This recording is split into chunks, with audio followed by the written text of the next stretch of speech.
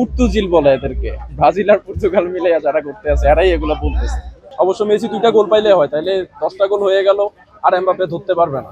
ইনশাল্লাহ মেসির 2 হাতে 2টা বিশ্বকাপ থাকবে, আমরা এইভাবে মেসিকে বিদায় দেবো ইনশাল্লাহ। যারা গড়তে আছে তাদের সাথে বিতর্কে আমরা যাইতে চাই না। যদি ফিফা থেকে এমন কোনো কিছু হয়, সিদ্ধান্ত আসে, বা মিশর যদি অফিসিয়ালি এমন কোনো কিছু করে, তখন এটা বিতর্ক হইতে পারে। এরকম কোনো বিতর্ক আমরা জানি না। এটা কামব্যাক করছে, কামব্যাক করে ম্যাচ জিতছে, সবাই দেখছে কিভাবে ম্যাচ জিতছে। আজকেও জিতবে ইনশাল্লাহ। ম্যাচটা কিছুক্ষণের মধ্যে শুরু হবে, আমরা যাতে ঠিক মতো ম্যাচ দেখতে পারি, এটা হচ্ছে এখন মেইন বিষয়। আজকের ম্যাচে কি প্রেডিকশন হতে পারে বলে মনে করছেন? 3-1 3-1 হইতে পারে। অবশ্য মেসি 2টা গোল পাইলে হয়, তাইলে 10টা গোল হয়ে গেল, আর এমবাপ্পে ধরতে পারবে না। মেসি 2টা গোল পাইলে হয়।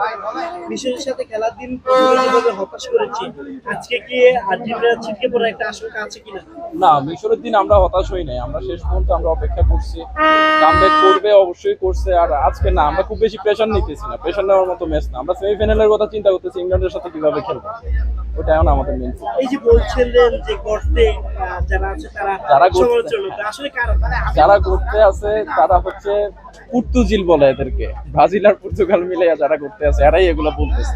তো দেন কিছু করার নাই, শেষ ম্যাচে এটা এমন অপেক্ষা করতেছে আর্জেন্টিনা কবে হারবে, বাদ যাবে। এই কি মনে হচ্ছে এবারে বিজয়ের দ্বারা অব্যাহত রাখতে পারবেন? যদি সেমিফাইনাল পার হওয়া যায়, হয়তো বা ফ্রান্সের পাওয়া যেতে পারে। ফ্রান্সের পাইলে 50-50 চান্স থাকবে, কিন্তু আমরা তো সবসময় আশাবাদী। ইনশাল্লাহ মেসির 2 হাতে 2টা বিশ্বকাপ থাকবে, আমরা এইভাবে মেসিকে বিদায় দেবো ইনশাল্লাহ। আজকের ম্যাচে সুইজারল্যান্ডের সাথে কেমন দেখছেন? মেসি কয়টা গোল দিতে পারে বলে মনে করছেন?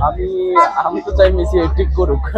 অ্যাজ এ মেসি ফ্যান তো চাবো মেসি হ্যাটট্রিক করুক, তবে 2টা গোল বা একটা গোল পাইলেও এনাফ। একটা গোল পাইলেও সবার উপরে থাকবে, অন্তত একটা গোল পাক, আলভারেজ একটা পাক, আর যদি লাউতারো নামায় তাহলে লাউতারো একটা পাক, তাইলে হয় 3টা গোল। দেশে দেশে সবার সাথে দ্য নিউজ।